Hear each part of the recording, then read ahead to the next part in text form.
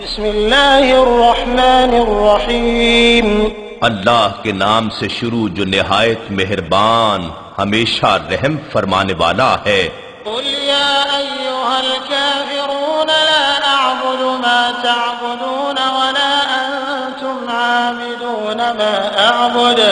آپ فرما دیجئے اے کافرو، میں ان بتوں کی عبادت نہیں کرتا جنہیں تم پوجتے ہو، اور نہ تم اس رب کی عبادت کرنے والے ہو جس کی میں عبادت کرتا ہوں، ولا انا عابد ما عبدتم، اور نہ ہی میں آئندہ کبھی ان کی عبادت کرنے والا ہوں جن بتوں کی تم پرستش کرتے ہو، ولا انتم عابدون ما اعبد لكم دینکم ولی دین۔